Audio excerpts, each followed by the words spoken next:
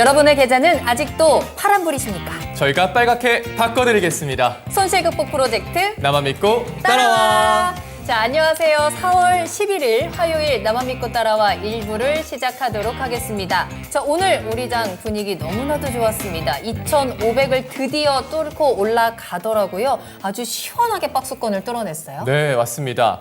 그리고 또 한국은행이 기준금리를 다시 한번 동결하면서 또 상승폭을 키웠고요. 특히 LG화학을 중심으로 2차 전지의 활약에 더해서 자동차, 화장품주까지 아주 반가운 빨간불이 가득했습니다. 맞습니다. 자, 오늘 여러분들의 계좌는 무슨 색이었는지 궁금하고요. 자, 이제 내일 또 CPI 발표를 앞두고 있고 실적 시즌도 본격적으로 이제 시작이 된 만큼 점점 더 바빠지는 우리 개인 투자자들이 포착이 되고 있습니다. 자, 바쁘다 바빠 우리 증시에서 우리 빨간불 뒤처지지 않도록 지금부터 저희만 믿고 따라오시길 바라겠습니다. 네, 그럼 오늘 함께해 주실 두 분의 전문가님 모셔보겠습니다. 박준영 운용형님, 김민준 전문가님 함께합니다. 어서 오십시오. 안녕하십니까. 네, 안녕하십니까. 네, 반갑습니다. 자, 오늘도 두 분과 함께 2시간 꽉 채워서 종목에 대한 이야기 나눠보겠습니다. 종목 진단 받으실 수 있으니까요. 여러분들 궁금하신 종목 있으시다면 지금 바로 저희에게 보내주시면 되겠습니다. 네, 유튜브 토마토 증권통 검색하셔서요. 실시간 채팅창에 종목명, 매수가, 비중까지 남겨주시면 도와드리고요. 그리고 전화 상담도 언제든 열려 있습니다.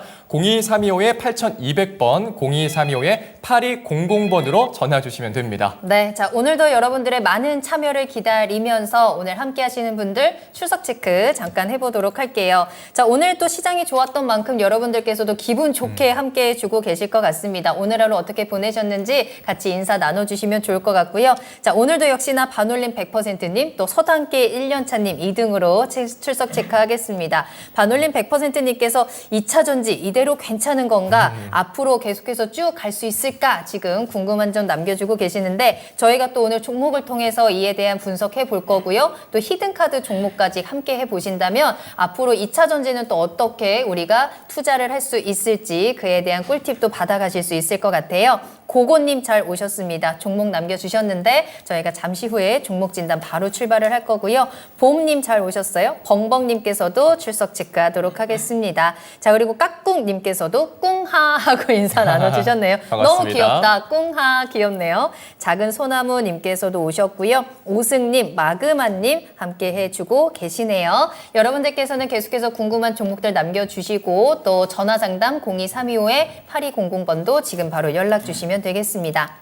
자, 그러면 오늘의 첫 번째 순서 바로 출발을 해보도록 할게요. 한 가지 종목에 대해서 두 분의 전문가님이 심층 분석을 해드리는 시간입니다.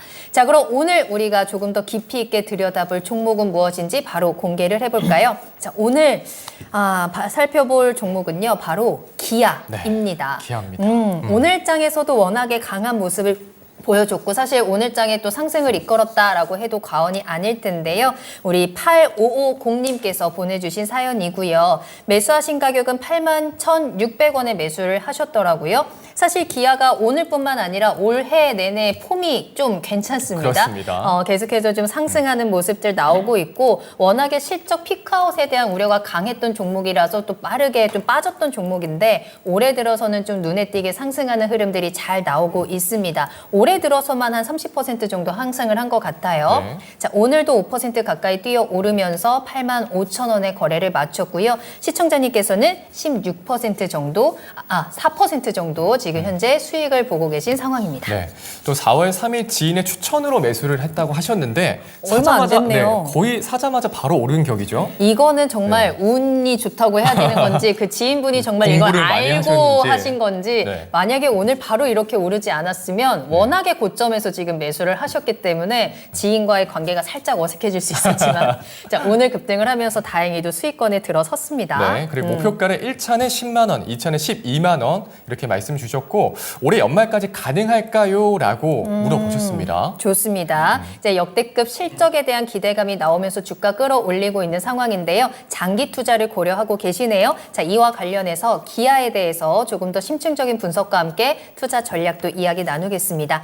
자, 그럼 먼저 이 기아에 대해서는 두 분께서 어떻게 또 포인트를 잡고 계시는지 키워드부터 공개를 하도록 할게요. 먼저 박준현 운용형님, 기아는 키워드 어떻게 잡으면 좋을까요? 네, 뭐 1분기 어닝 시즌에 접어들었는데요. 실적 좋은 종목들을 찾기가 쉽지 않은데 기아차는 돋보이는 실적주다. 예, 그렇게 좀 말씀드리도록 하겠습니다. 네, 실적에 대해서 주목을 해보겠고요. 김민준 전문가님의 키워드는 무엇일까요? 저는 브랜드로 좀 잡아봤습니다. 더 강화된 브랜드 위상. 기아의 브랜드가 조금 더 위상이 높아지고 있다라는 부분이네요. 자, 두 분 모두 긍정적인 지금 포인트를 잡아주신 것 같은데 조금 더 깊이 있게 이야기 나누겠습니다. 먼저 박준현 운용형님, 돋보이는 실적주. 아무래도 기아가 지금 실적에 대한 기대감이 워낙에 큰 것 같아요. 예, 그렇습니다. 그 이제 1분기 어닝 시즌에 진입을 했는데 아마 기아차와 현대차는 아마 실적은 4월 하순에 실적 발표를 할 건데요. 최근에 이제 실적 시즌을 앞두고 프리 어닝 시즌에 일부 기업들 중심으로 해서 전망치가 좀 나와 있는데 제가 최근에 체크한 바로 의하면 이번 실적 시즌에 대부분 다 실적들이 어닝 쇼크인데 유일하게 실적이 좋게 나올 섹터가 어닝 서프라이즈가 나올 섹터 자체가 자동차와 더불어서 증권주입니다. 증권주도 올해 전망치가 1분기 안 좋았는데 시장 좋다 보니까 그중에서 기아차가 대형주 중에서 유일하게 독보적으로 이번 1분기 실적에 어닝 서프라이즈가 나올 것 같다. 현재 기아차의 지금 1분기 가이던스가 아마 2조 2천억 정도 잡혀져 있을 건데요. 최근에 약간 실적 전망치 올라가면서 좀 2조 원대에서 올라와 있는데 현재 증권사에서 예상하고 있는 일부 한 서너 개 증권사에서 예상하고 있는 1분기 영업이익 전망치가 2조 5천억 정도로 예상을 합니다. 이게 가이던스 대비해서 10% 정도 높게 나올 것 같고요. 참고로 현대차 같은 경우는 현재 가이던스가 2조 7천억 정도 잡혀져 있는데 현대차도 2조 9천억에서 3조 2천억 사이가 나올 거란 전망이니까 현대차도 시장 예상치에 비해서 한 10% 정도 좋게 나올 것 같다. 그렇게 좀 봐야 될 것 같고요.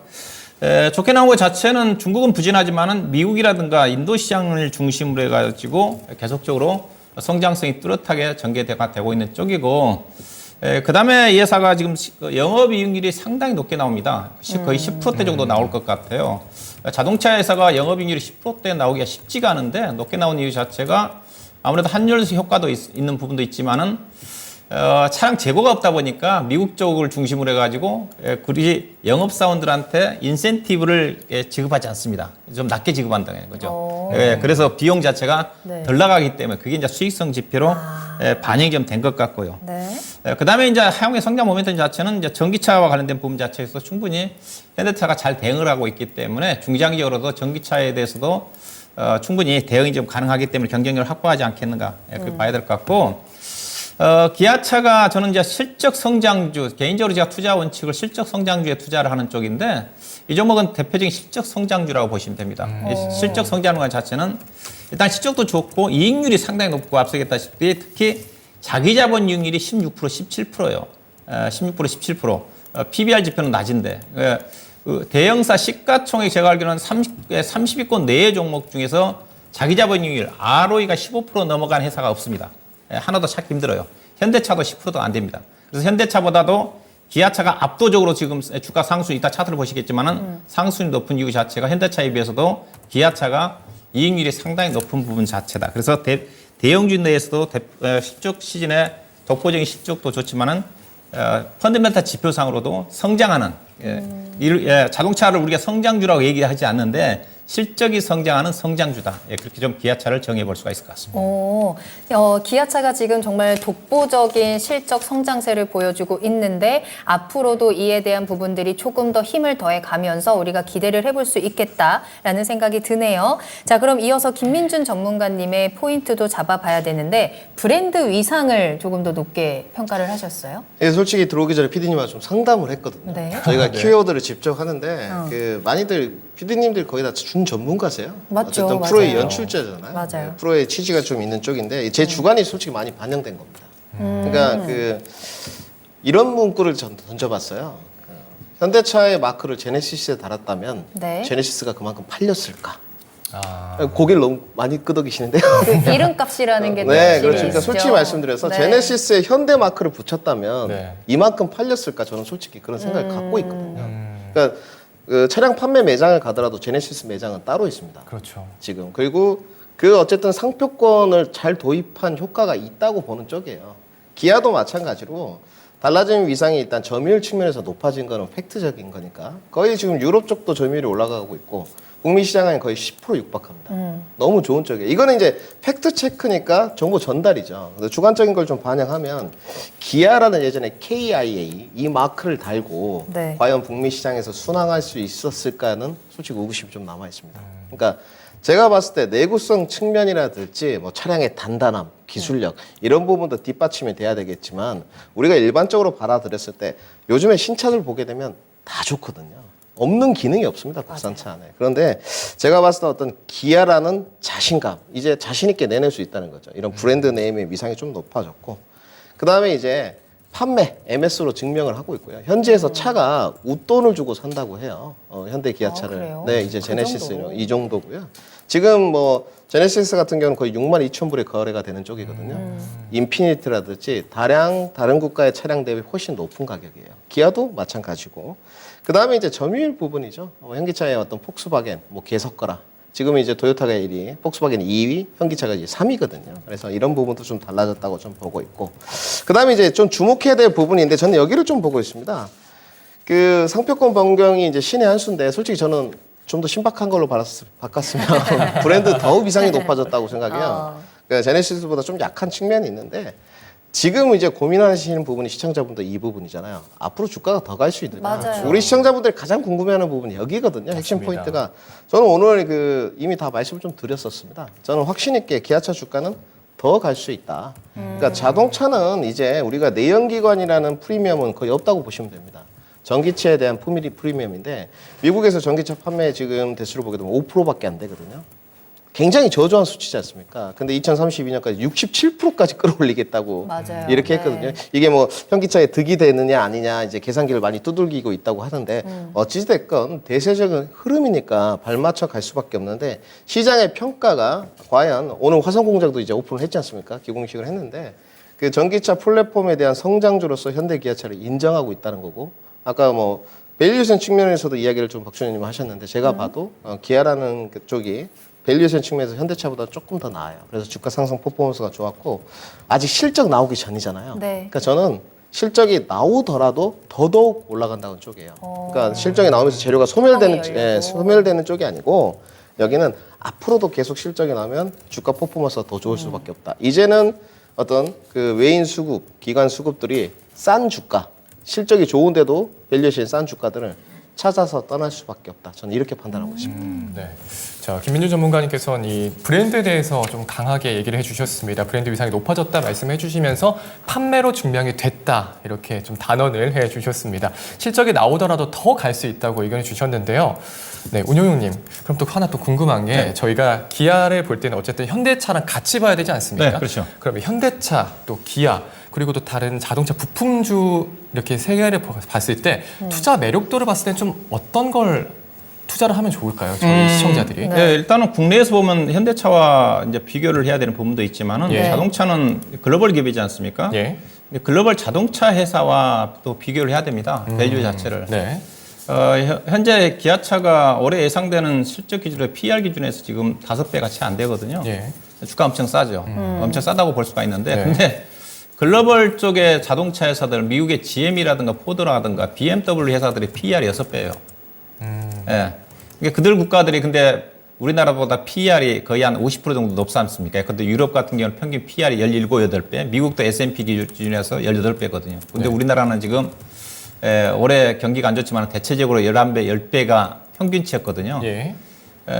즉 미국 시장에서 PER 기준에서 자동차가 미국에 있는 GM이나 포드가 거의 60% 정도 할인을 받고 있다는 걸 염두에 두셔야 됩니다. 그래서 국내 쪽에서는 기아차가 PER 5배, 6배 싸지만은 네. 글로벌 자동차 회사들이 싸기 때문에 그러네요. 그런 측면에서는 약점이에요, 경쟁력이 자동차가. 좀, 그래서 그래서 글로벌적으로 본다 한다면 앞서 얘기했다시피 결국은 GM이라든가 BMW라든가 포드라든가 그들 관련 종목들이 PER 10배 올라가야지 기아차라든가 현대차도 6배, 7배 정도 7배 정도까지 올라갈 수가 있다는 거죠. 그 부분도 보셔야 되는 거고. 그 다음에 앞서 이제 국내 기아차와 현대차를 비교를 할 때, 이 차트를 보시게 되게 되면, 자, 볼까요?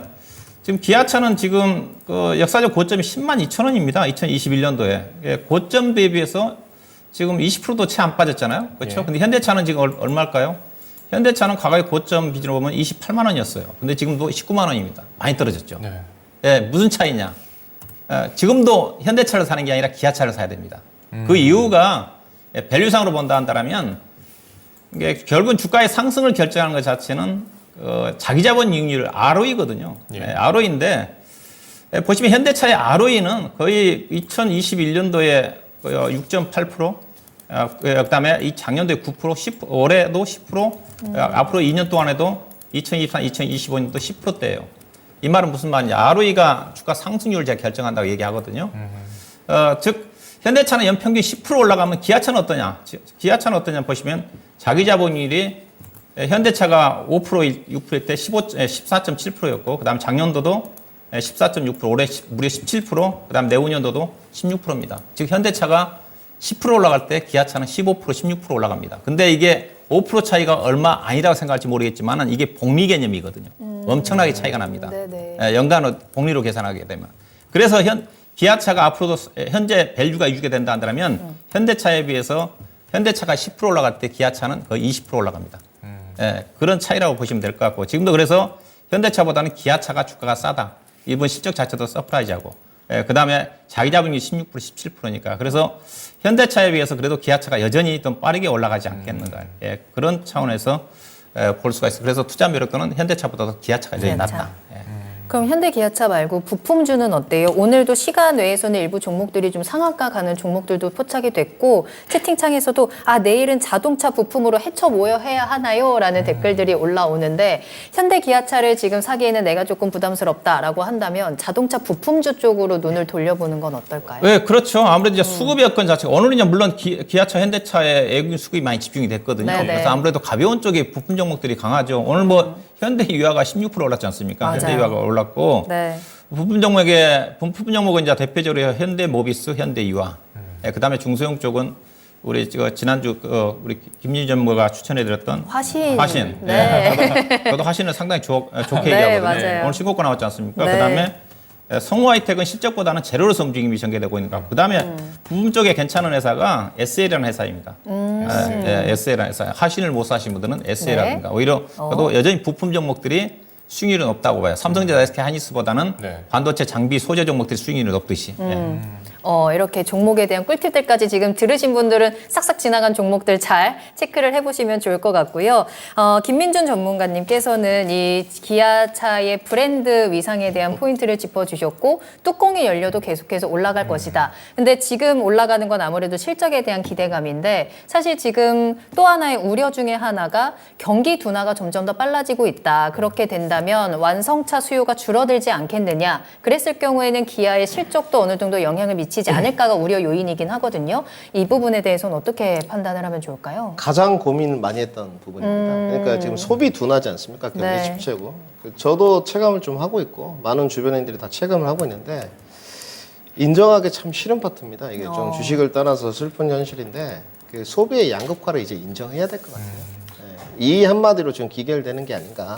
그러니까 자동차라는 게 가장 큰 품목이지 않습니까? 몇 천만 원 하잖아요. 자동차가 이렇게 바꾸는데 몇 백만 원 드는 게 아닌 쪽인데, 이 소비의 양극화가 진행되다 보니까 과연 이 자동차의 소비 수요가 소비 둔화와 맞물려서 떨어지지 않을까, 이런 게 좀 생각이 들었었는데, 국내에서는 대기 차량이 100만 대고요. 대기하고 있는. 네, 대기하는 게 100만 대고 글로벌은 120만 대입니다. 그러니까 이게 참 이게 아직도 인정을 해야지만 이게 편한 겁니다. 그러니까 소비의 양극화인데, 돈이 없고 경기가 침체인데도 차 바꿀 사람들은 이제 다 바꾼다는 거예요. 대기 수요가 이렇게 즐비하다 보니까 참 좀 뭔가 좀 사회가 단절된 느낌이잖아요. 근데 주가를 할 때 본인 감정을 대입하는 건 결코 좋지 않습니다.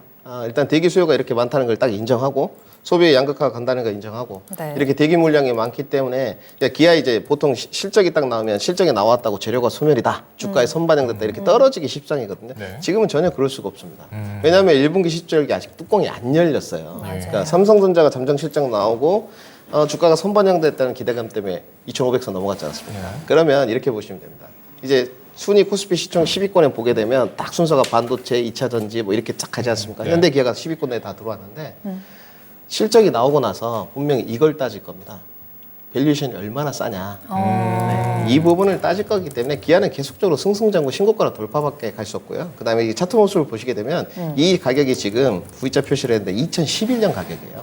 11년? 네, 네. 2011년에 지금 제가 체크를 해드린 데가 이때 현대기아차가 날아갔을 때거든요.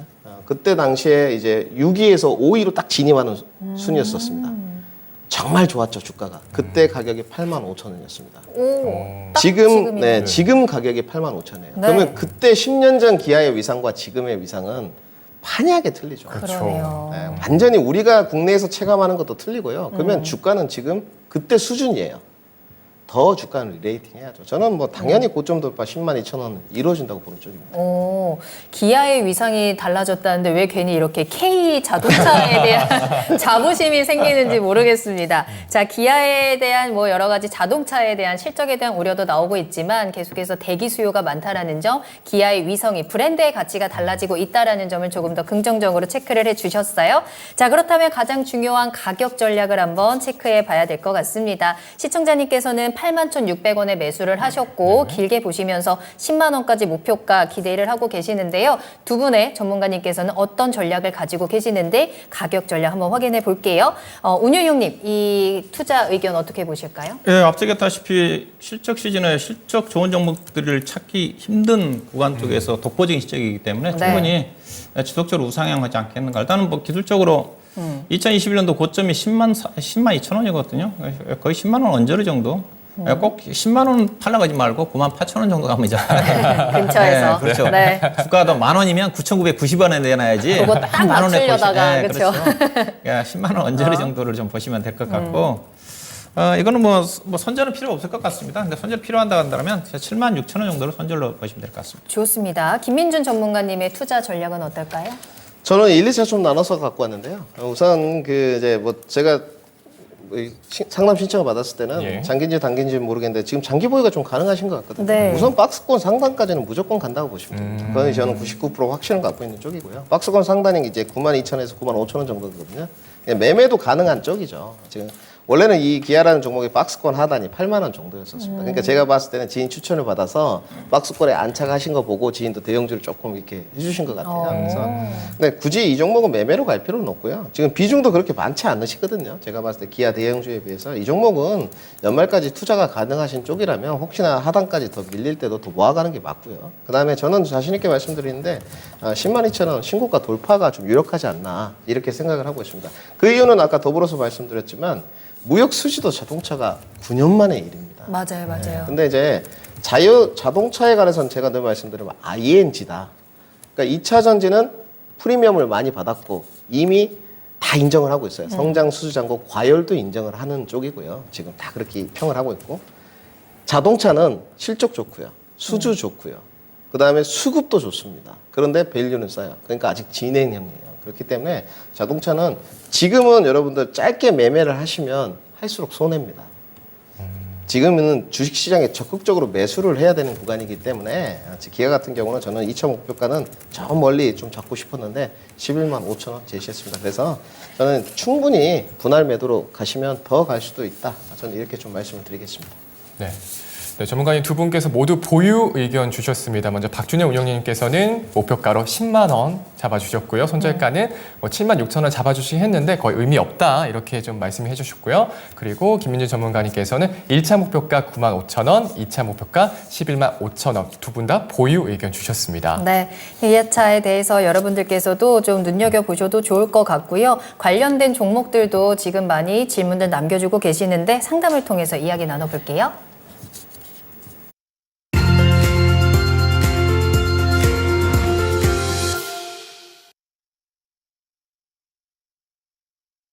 네, 이어서 스피드 종목 진단 해보겠습니다. 실시간에 여러분들이 보내주시는 종목에 대해서 빠르고 정확한 진단 해보는 시간이니까요. 좀 많은 참여 부탁드리겠습니다. 저희 네. 어떻게 또 참여를 할 수 있죠? 네, 여러분들 지금 바로 저희에게 전화나 유튜브 실시간 참여를 통해서 궁금한 내용들 남겨주시면 되는데요. 토마토 증권통 유튜브 채널 들어오셔서 실시간 채팅창에 종목명, 매수가, 비중 남겨주시고 매수하고 싶으신 종목들도 남겨주셔도 좋습니다. 오늘 또 전화로 더 많은 이야기 나눌 테니까요. 02-325-8200번, 325-8200번으로 문의 전화 주시길 바라겠습니다. 네. 자, 그럼 첫 번째 종목 진단부터 시작하도록 하겠습니다. 네, 유튜브에서 김선호님께서 문의를 주셨고요. 대주전자재료. 네, 매수가는 12만 1,000원에 비중은 10%십니다. 우선은 수익 축하드리고요. 대주전자재료가 또 최근에 또 많이 올랐습니다. 2차 전지 관련해서 또 빠르게 상승을 했었는데 이 부분에 대해서 김유 전문가님 좀 사실 오늘 제 네. 지인께서도 나 대주전자재료 사고 싶은데 언제 사지라는 질문을 저한테 하셔가지고 그건 나도 모른다. 야, 이런 질문, 이런 대답을 했었는데 네. 운영형님께서는 어떤 의견을 가지고 계실까요? 이런 종목 가지고 있으면 주가 빠지면 불안하고 오늘 장중에 한 7% 가까이 떨어졌거든요. 맞아요, 맞아요. 네, 그렇죠. 올라가면 더 오를 것 같습니다. 왜냐하면 빠지면 이 종목이 아직까지는 이제 실리콘 음극재 쪽이니까 다른 양극재라든가 음극재 관련 종목들은 그래도 매출액이 나오고 있거든요. 네. 실적이 나오니까 괜찮은데 네. 이 종목은 지금 2024년도 이제 2025년도 실적을 보고 가는 거거든요. 실리콘 음극재가 2024년 내지 2025년도까지 가야 되는데 아직 좀 가봐야 되거든요. 실리콘 음극재라는 것 자체가 2차 전지의 어떤 충전 속도라든가 수명을 결정하거든요. 결정하고 현재 어떤 흑연인데 흑연 기반의 실리콘 음극재인데 이게 이제 예사와 관련된 실리콘 기반의 음극재 같은 경우는 현재 에너지 밀도를 거의 3배 이상 높일 수가 있다고 그러거든요. 이게 상당히 주목을 합니다.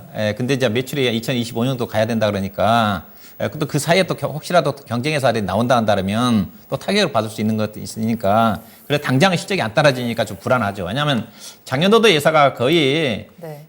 현재 시가총액이 2조 원인데 작년도 120억밖에 안 나왔거든요. 2021년도에 비해서도 영업이 감소했거든요. 매출액도 감소했고 왜냐하면 2021년도에 1987억인데 작년도에 1740억이었고 2021년도에 영업이 176억인데 작년도 120억이었거든요. 올해도 이제 200억을 예상을 하는데 좀 가봐야 되는 거죠. 그다음 내년도부터 이제 매출액이 증가되니까 그래서 이들 종목은 주가가 떨어지면 상당히 변동성이 나올 수가 있어요. 오늘처럼 주가 변동이 2차전 종목 변동이 나올 때 그래서 상당히 많이 갖고 있으면 불안합니다. 올라가더라도 좀 불안해요. 네. 그래서 상대적으로 저는 다른 2타 전지에 비해서는 그런 또 종목이다 그렇게 좀 말씀 좀 드리고 싶고 일단은 이거는 바로 저는 치고 가기 쉽지 않아 보여요. 어떻게 보면 내년도 정도 가야지 실적이 좀 올해보다 내년도 500억 정도 영업이 예상을 하는데 네. 최소한 300, 400억 정도 찍히면 이제 성장하는구나. 그러면서 좀 안정판 역할을 갈 수 있다고 저 보고 있거든요. 왜냐하면 예사가 이제 시가총액 2조 원인데 자본 총계 자체가 지금 내년도 간다 하더라도 1,700억밖에 안 됩니다. 그럼 PBR이 지금 11배, 12배거든요. 다른 2차 전지 종목 중에서 엄청나게 프리미엄을 받고 있어요.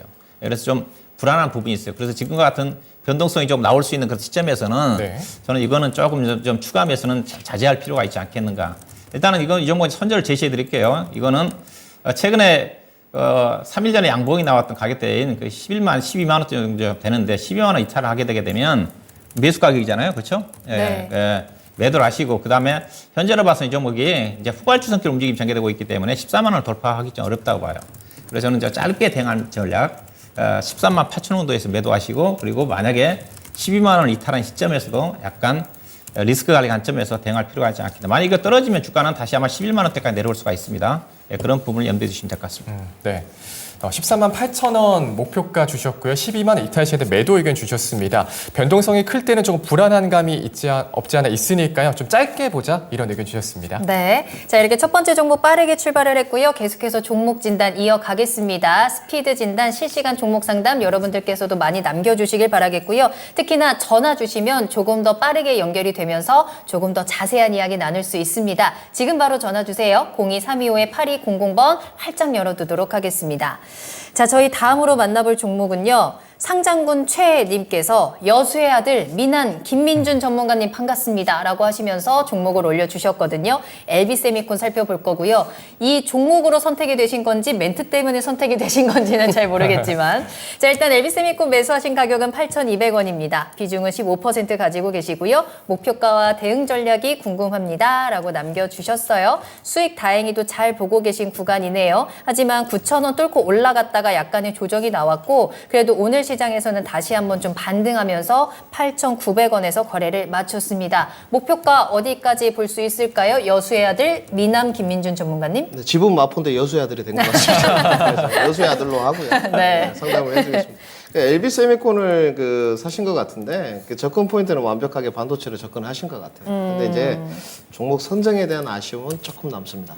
그래요? 그러니까 일단 주가는 답변부터 들으면 거의 99% 확률로 오를 겁니다. 그런데 이제 왜 종목 선정이 아쉽냐 하면 여기는 이제 디스플레이 구동칩이라고 하거든요. 디스플레이 패널 구동칩이라 DDI를 하는 쪽입니다. 대장주가 이제 LX 세미콘 생각하시면 돼요. 그런데 이 DDI 쪽은 전방 산업 수요에 굉장히 영향을 많이 받습니다. 어디 쪽이냐? TV 가전, 스마트폰 뭐 이런 쪽이거든요. 그리고 여기서 이제 번외로 하는 게 OSAT, 후공정, 패키징을 하고 있는 쪽이거든요. 근데 비중이 DDI 쪽이 70%, 80% 쪽입니다. 그러니까 아직 전방 산업이 IT 쪽은 조금 좋지 않지 않습니까? TV 가전 수요라든지 이런 쪽이 많이 올라가는 쪽은 아니기 때문에. 근데 조금 장기 관점에서 보자면, 그러니까 반도체 업황이 연말에 디램이나 낸드 가격이 올라갈 거라는 평들이 좀 있지 않습니까? 그럼 IT 수요도 조금 소비 둔화해서 소비 회복 측면으로 가면서 올라가지 않겠느냐, 이렇게 좀 생각을 해본다면 일정 부분 합리적인 근거가 되는 것 같고요. LB 세미콘뿐만이 아니고 LX 세미콘 대장주의 흐름도 올해 실적이 다 1분기는 안 좋습니다. 반도체도 안 좋고. 그런데 이미 주가를 진입하실 걸 보니까 제가 봤을 땐 이런 분들은 나름의 고수세요. 제가 봤을 땐 상장군체? 이분이 예전에 제너럴체인 것 같거든요. 최 장군님인 것 같은데 이분도 예, 단골이었던 것 같아요. 근데 놀림목에서 기가 막히게 잡으셨어요. 이렇게 진입하기가 쉽지 않은데 잘 진입을 하셨고요.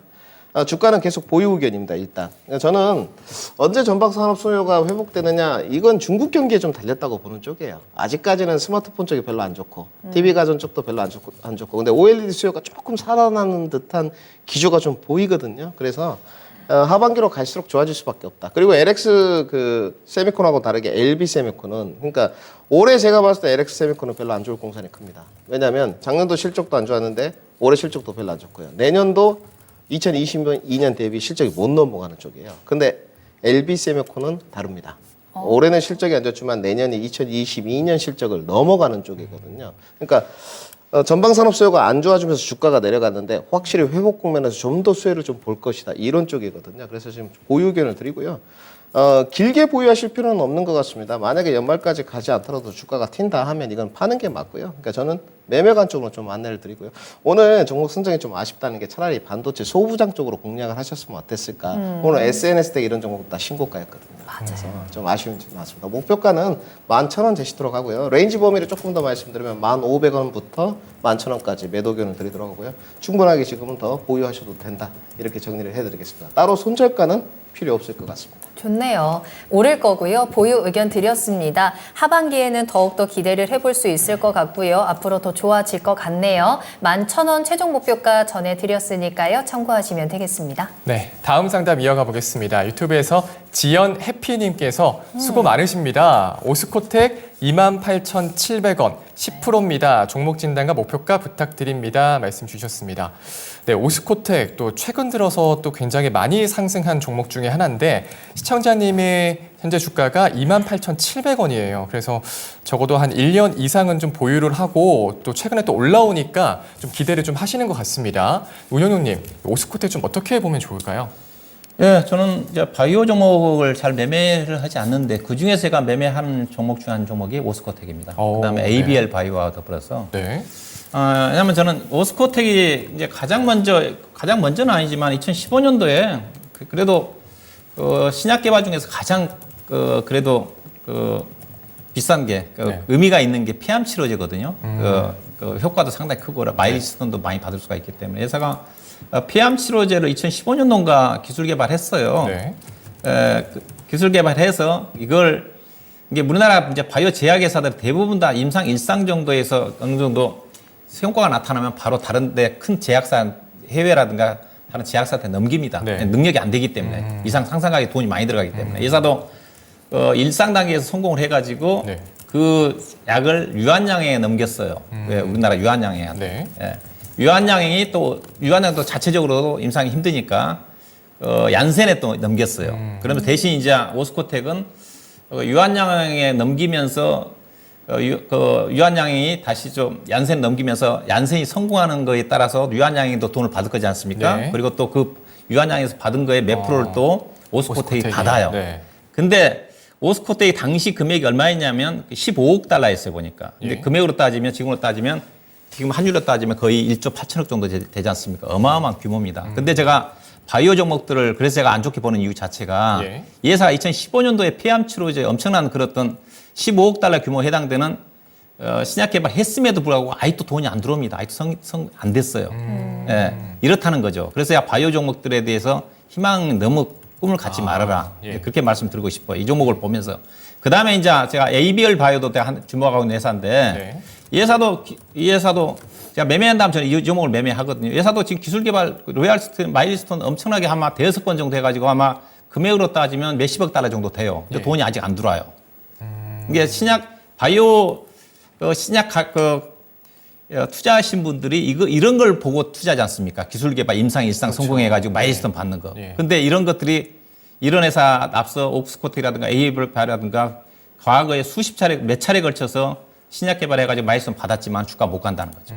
예, 그래서 저는 바이오 종목들이 과거와 같이 그렇게 희망이 그렇게 크지는 않다는 건 말씀드리고요. 자, 워스코텍은 일단은 최근에 이제 암 학회는 거의 끝났지 않습니까? 그 다음에 이제 아마 6월 달에 이제 아마 미국 종양 학회가 좀 있을 거예요. 모멘텀이 있는데, 일단 저는 모멘텀 보고 투자해야 된다고 봐요. 일단은 28,000원대에 사셨던 것 같은데, 일단 딱 올라가서 가격이 그 가격입니다. 이 가격대 한번 파셔야 될 거예요. 그래서 이 가격대 정도에서 아마 27,800원, 8,000원 정도에서 적정하게 거의 한 1년 가까이 좀 고생을 하셨을 것 같은데, 예. 크게 보지 마세요. 여기 넘어가기 힘듭니다.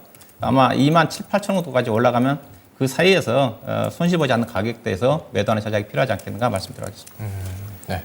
좀 짧게 보고요. 27,000원에서 28,000원 정도에서 매도 의견 주셨습니다. 미국 종양학회 모멘텀 보고 그때 이후에 모멘텀 보고 이제 투자를 하실 것 같은데 그때 27,000원에서 8,000원 정도에서 매도하는 의견 주셨습니다. 네. 자, 계속해서 다음 상담 이어가겠습니다. 전화로 이야기 나눠볼게요. 시청자님 안녕하세요. 네, 안녕하세요. 네, 안녕하세요. 반갑습니다. 네. 자, 어떤 종목 궁금하실까요?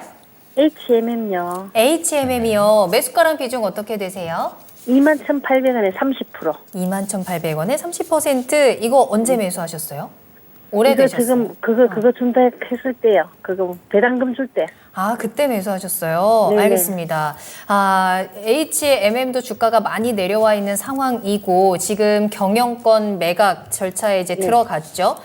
네네. 이제 민영화의 착수가 들어갔습니다. 이 이슈를 과연 이 종목이 어떻게 좀 소화를 할지 저도 좀 궁금한 상황인데 시청자님께서는 어떤 점이 가장 걱정되고 고민이세요?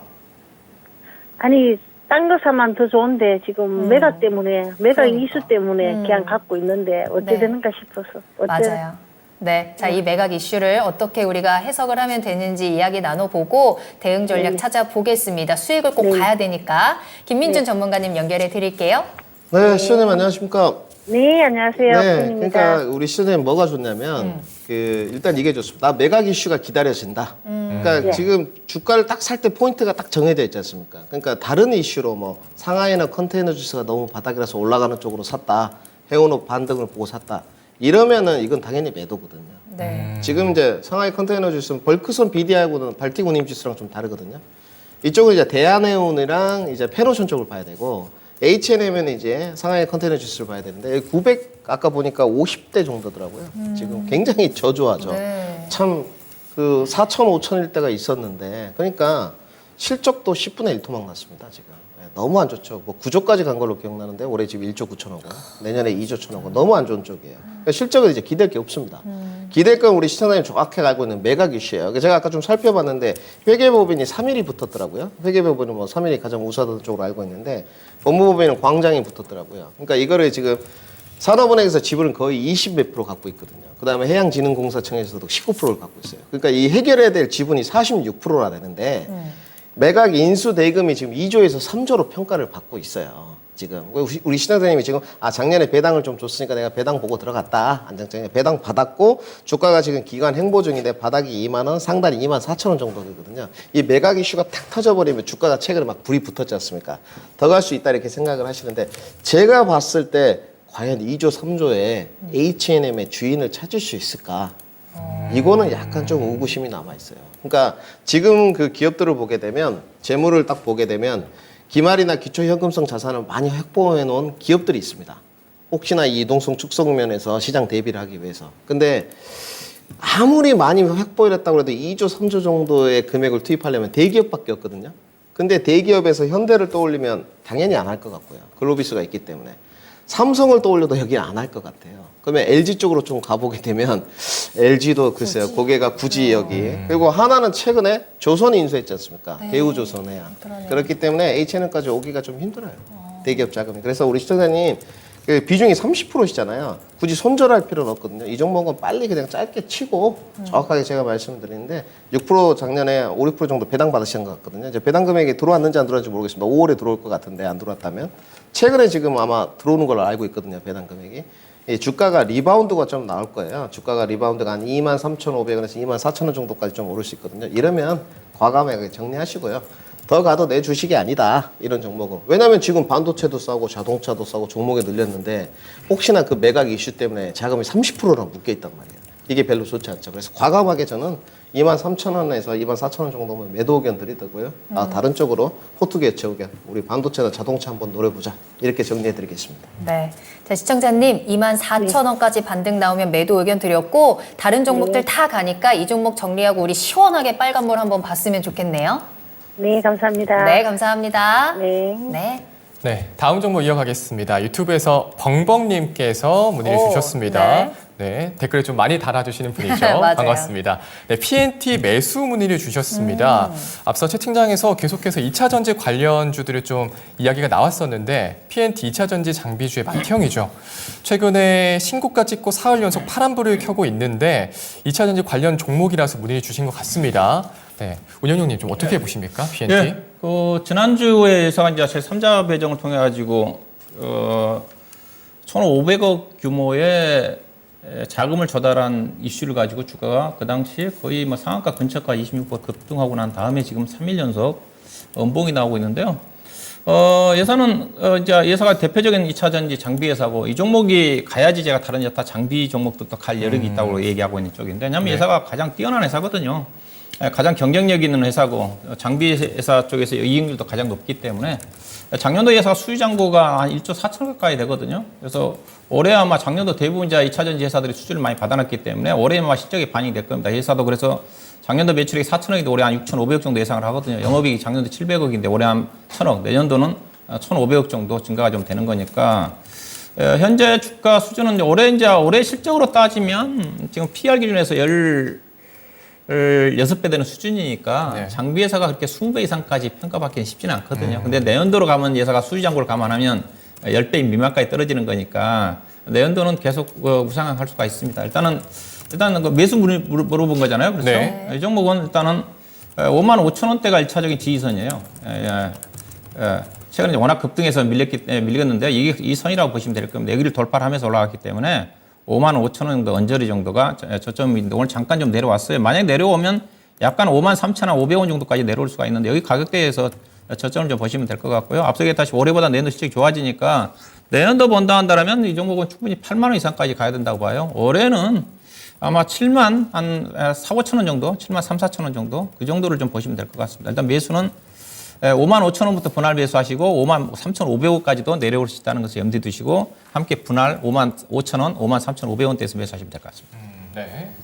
네, 벙벙님께서 매수 문의를 주셨습니다. 55,000원 언저리가 저점인데 53,500원까지 내려갈 수 있다고 말씀 주시면서 55,000원부터 분할 매수 의견을 주셨습니다. 하지만 올해보다는 내년을 더 좋게 본다 이러면서 올해는 73,000원에서 4,000원 정도 목표가 정도 잡아주셨네요. 네. 자, 계속해서 다음 상담 이어갈 거고요. 저희 2부에서도 종목 진단 두 분과 함께 이야기 나눌 수 있으니까 여러분들 궁금한 내용들 계속 남겨주시길 바라겠습니다. 자, 그리고 2부 첫 번째 종목은 특별하게 또 두 분 모두에게 의견을 드릴 수 있는 또 특별 상담으로 진행이 되는데요. 전화 주시면 특별 상담을 받으실 수 있는 확률도 올라가니까요. 02-325-8200번으로 전화 주시고 조금 더 자세한 이야기 들어보셔도 좋을 것 같습니다. 자, 그럼 다음 상담 만나봐야 하는데요. 이번에는 한미반도체를 한번 살펴보도록 하겠습니다. 유튜브에서 강병옥 님께서 남겨주셨네요. 매수가가 19,350원이고요. 비중 15% 가지고 있어요. 얼마까지 볼 수 있을까요? 라고 하시면서 목표 평가에 대한 질문을 남겨주셨는데 한미반도체가 뭐 업황 회복에 대한 기대감이라든지 K치스법에 대한 기대감도 좀 받았었고요. 최근에는 스타링크라는 모멘텀도 좀 가지고 가는 것 같더라고요. 상승세 잘 나오고 있는 상황이고 시청자님께서도 수익을 조금 보고 계신 상황인데 고점 높여갑니다. 목표가 어디까지 볼 수 있을까요, 전문가님? 이 종목은 제가 추천 종목이었거든요. 그런데 너무 네. 높게 사셨어요. 제가 추천했을 때는 15,000원대였습니다. 네, 이 종목은. 유튜브 공개 방송하면서 했던 종목인데 제가 추천을 했던 모멘텀은 뭐 한보라님이 더 많이 알고 계신데 저는 그때 AI 반도체를 하면서 그래요? 추천했거든요. 그러니까 AI 열풍이 지금은 좀 꺼졌죠. 뭐 GPT도 바람이 불었었고 그때 로봇이랑 AI가 워낙 휘몰아쳤거든요. 근데 AI를 너무 하기가 싫더라고요. 너무 하기가 싫어가지고 실적이 네. 없으니까 찾아보니까 HBM이 이제 엮여 있더라고요. 그 HBM으로 대표되는 종목이 오픈엣지 테크놀로지랑 한미반도체였었습니다. 근데 오픈엣지 테크놀로지 같은 경우는 접근이 조금 저는 안 되겠더라고요. 신규 상장주였기 때문에. 그래서 오픈엣지 테크놀로지 차트 모습도 보시면 주가 많이 갔거든요. AI 바람을 타고 네. 27,000원까지 갔죠. 한미도 반도체 중에서 매도 안 되는 종목이 신고가 갱신이에요. 지금 1분기 실적은 무조건 안 좋거든요. 그러니까 네네. 한미반도체도 1분기 실적 때는 타격을 좀 받겠죠. 그러니까 실적들이 중소형 종목들이 탁 나오면 저는 그 날 당일이나 이 길까지는 조정이 좀 나온다고 보는 쪽이에요. 그래야지 반도체에 더 살 수 있지 않습니까? 지금은 우리 시청자님 접근 포인트로 보니까 19,000원까지 21선까지 좀 눌렸던 때 그 눌림목 매수를 하신 것 같거든요. 매매 관점이신 것 같은데 이 종목은 제가 봤을 때 뛰어난 점부터 말씀드린 영업이익률이 30% 육박합니다.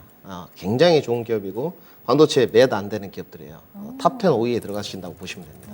그리고 이 기업은 ROE가 20%가 넘어요. 근데 밸류적으로 봤을 때 이제 반도체 장비 쪽인데 비전 플레이스라는 걸 하는 쪽인데 밸류가 20배거든요. 반도체 장비치고는 밸류에이션이 싸지는 않습니다. 그러니까 반도체에 관해서 저도 좀 후한 프리미엄을 줘야 된다고 보는 쪽인데 왜 2차 전지는 2026년 실적까지 끌어다 쓰면서 그때 가면 추정 실적으로 봤을 때 20배, 뭐 25배다 이렇게 하면서 반도체는 왜 그렇게 주지 않느냐 저는 항변하는 쪽인데 한미 반도체는 이 지금 경기 침체 구간이나 실적이 안 좋다는 이 1분기 시즌에도 주가가 많이 갔어요.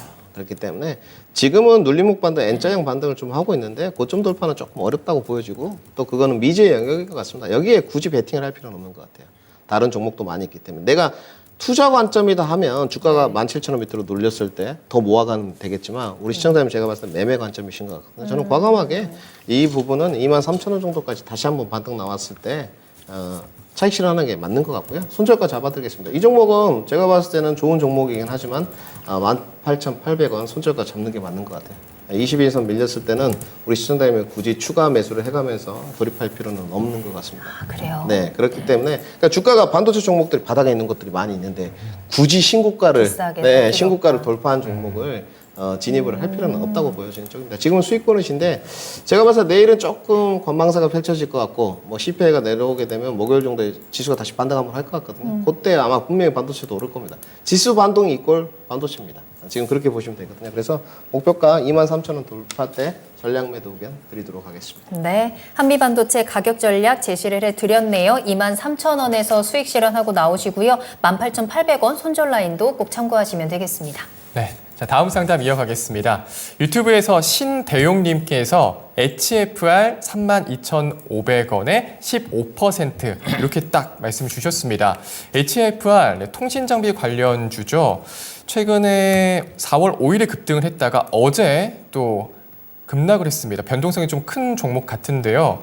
운영형님, 예. 이런 종목 좀 어떻게 보세요? 전략을 어떻게 세우면 좋을까요? 예, 업종 내에서 종목을 잘 선정을 했는데 네. 업종이 업황이 안 좋기 때문에 예, 이거는 업황이 좋았으면 주가가 7만 원, 8만 원 가는데 지금 5G는 안 되거든요. 네. 제가 5G는 작년부터 안 된다고 얘기하고 있는 쪽인데 그나마 그래도 HFR 갖고 계신 분들은 그나마 유지하고 있어요. 실적이 대박 났으니까. 근데 KMW라든가 다산네트웍스라든가 에이스테크라든가 갖고 계신 분들 지금 신저가 근처거든요.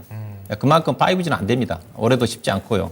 근데 예사는 그런 다른 5G 회사들 실적이 안 좋을 때 예사가 주력 제품 자체가 진짜 프론토리고 그다음에 그 인빌딩과 관련된 약간 중계기 쪽에 좀 그 매출이 들어간 게 부분이 있어요. 주 거래처 자체가 미국이라든가 일본이라든가 말레이시아 쪽인데 이 회사만 실적이 괜찮습니다. 근데 지금 5G가 전혀 시장에서 지금 관심이 없거든요. 네. 예, 앞으로도 올해도 쉽지 않아요, 제가 보기에는. 그래서 못 가는 겁니다. 그래서 저는 만약에 지금도 KMW라든가 에이스테크라든가 네. 그거 가지고 계시거든요. 우리 토마토에 다산데크토스 많이 갖고 계시는데 아마 3분의 1만 났을 건데 그런 분들은 지금이라도 훨씬 더 한다면 HFR로 교체하는 게 나아요. 저는 근데 저는 사라고 권하고 싶지는 않아요. 같은 업종 내에서 혹시라도 그쪽에 갖고 계신 분들 KMW라든가 에이스테크라든가 다산데크토스라든가 그 회사들은 계속 적자인데 이 회사는 지금 영업이익 1,000억 이상 나는 회사이기 때문에 근데 업종이 5G가 전혀 관심이 없으니까 주가 못 가는 겁니다. 근데 예상한 이제 작년도 실적이 좋았는데 올해도 실적 전망치가 상당히 높게 나와 있는데 근데 제가 잠깐 수주잔고에 들어가 봤더니 작년도 지금 연말 기준에 수주잔고 600억밖에 안 되더라고요. 근데 2021년도 말에 수주잔고가 2,000억이었어요. 근데 작년도 600억밖에 안 되니까 올해도 작년보다 실적이 좋다고 지금 전망을 하고 있는데 나올지는 지금 봐야 될 것 같습니다. 그래서 일단은 기업 실적으로 봐서는 제가 보유 의견 제시해 드리고 싶은데 추가 매수는 하지 마시고요. 왜냐하면 업장이 좋은 업종 쪽에서 놀아야지. 실제 그 업종이 실적이 안 좋더라도 가거든요. 네. 근데 이건 업종이 안 좋은데 실적이 대박 났음에도 불구하고 그냥 PER 기준에서 지금 3배, 4배밖에 안 되거든요. 근데 못 가요. 그래서 일단 보유 의견이고 네. 일단 기술적으로는 아마 3만 5천 원 정도까지는 반등을 염두에 두시고 가져가시면 될 것 같습니다. 네, 알겠습니다. 자, 회사는 좋다. 하지만 업황이 좋으면 더 잘 갔을 텐데 업황이 좋지 않아서 가지 못하고 있다 말씀 주셨습니다. 보유 의견 주셨고요. 추가 매수는 하지 마시고요. 35,000원 목표가 잡아주셨습니다. 네, 다음 종목 한 가지만 더 빠르게 살펴볼게요. 헝그리 복선님의 종목이고요. 동아화성입니다. 매수가는 1,630원에 비중 10% 가지고 계시고요. 자, 이제 매수가까지 다 왔는데 매수가에 탈출을 해야 하는 건지 더 가져가도 되는 건지 얼마까지 봐야 할까요? 라는 질문도 남겨주셨어요. 동아화성 오늘 급등을 했고요. 1,560원에 거래를 마쳤습니다. 자동차 부품주라고 봐도 되는 거죠. 앞으로 어떻게 갈까요?